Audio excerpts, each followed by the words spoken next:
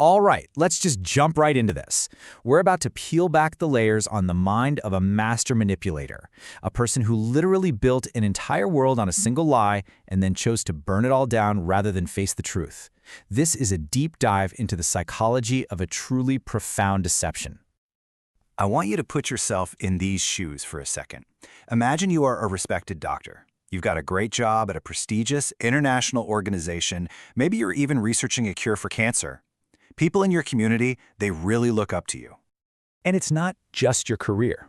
At home, you're the whole package. You're a good husband, a loving father to 2 amazing kids. Your parents, they couldn't be prouder. Your friends, well, they're probably a little bit jealous of your success. You have, for all intents and purposes, built the perfect life.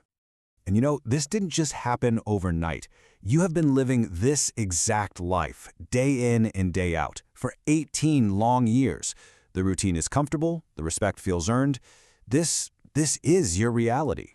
But what if it was all fake? What if there was no job, no degree, no research, nothing? What if your entire existence was just an elaborate performance, and the final act was about to begin? You know, for most of us, a lie is a temporary thing. It's a tool, right? A way to get out of a tight spot. But for the person we're talking about today, a lie isn't a tool, it's a home. They didn't just visit, they built this entire castle of falsehoods and they lived inside it 24/7. And there's actually a clinical term for this. It's called Pseudologia Fantastica.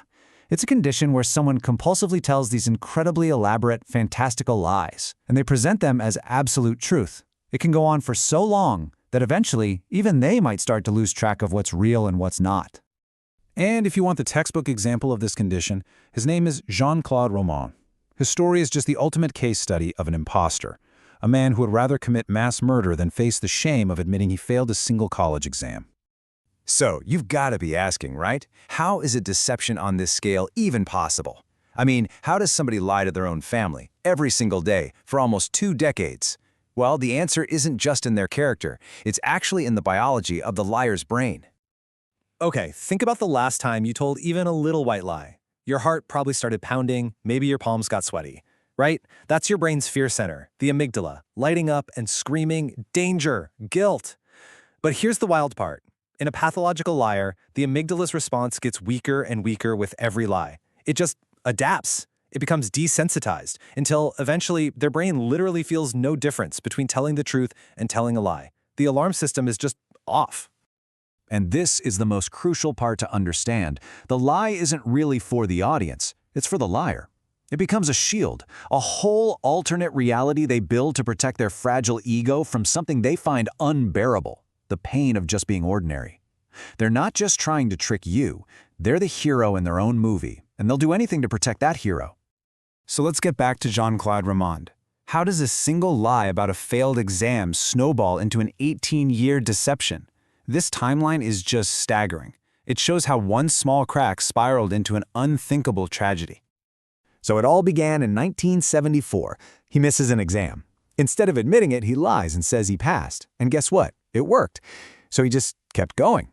For 12 years, an entire dozen years, he pretended to be in medical school. Then he ups the ante, claiming to land a huge research job at the World Health Organization. He gets married, has 2 kids, and every single morning he leaves for a job that doesn't exist, usually just spending his days sitting in his car in a parking lot. And the money for this perfect life? He was conning it out of his own family and friends. By 1993, the con was running out of steam. The money was gone, and people were starting to ask questions. The walls of his castle were cracking. Romand was faced with a choice: finally tell the truth and face the shame, or erase the entire audience. He chose the unthinkable. And make no mistake, this was not a crime of passion. It was a cold, calculated final act. He bought the weapons in advance. He beat his wife Florence to death while she slept. Then, and this is just pure evil, he woke up his 7- and 5-year-old children, sat with them while they watched cartoons, and then he shot them. He drove to his parents' house, had lunch with them, and then he killed them, and their dog. His final move was to return home, set the house ablaze, and attempt a fake suicide, hoping he'd be remembered as a tragic victim, not the monster he was. He survived the fire. And when the real story finally came out, his motive was chillingly simple. In his own words, he said, "I killed them because I could not bear for them to see me as a failure." Think about that. He murdered his entire family just to protect his own image in their eyes, even after their eyes were closed forever. So why? What drives a person to do this? It's a terrifying, extreme example of something called the sunk cost fallacy. He had invested 18 years, his entire adult life, into this lie. In his twisted logic, the psychological cost of admitting the truth felt far, far greater than the literal cost of committing mass murder. The lie had to be protected at any price. Now, Romand's story is a nightmare scenario, but the psychological mechanisms he used are all around us. So how do you spot a deep, life-altering lie before it's too late? You need what I call a verification protocol. There are 3 simple but incredibly powerful rules. First, look for the void in their story. Second, recognize when they start playing the victim.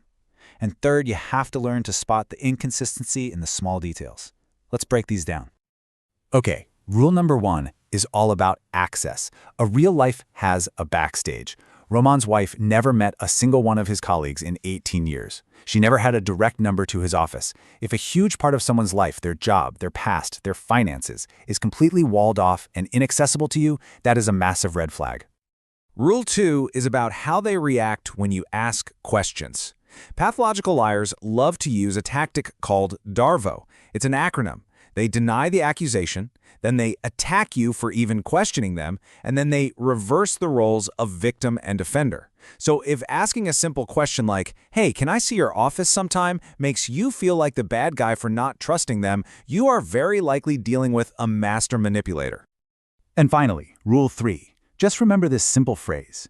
Truth flows, but a lie has to be constructed. Liars have scripts that they repeat over and over, so your job is to push them off script. Ask for random sensory details. What did your boss's tie look like today? What did you have for lunch at the meeting? The human brain has to work really hard to invent those details on the fly. Watch for that hesitation, that little pause. That's the sound of construction. In the end, Jean-Claude Romand proved a terrifying fact of life. We don't really know other people. We only know the story they choose to tell us. And it leaves all of us with a critical and pretty unsettling question to think about. How well do you really know the people you sleep next to?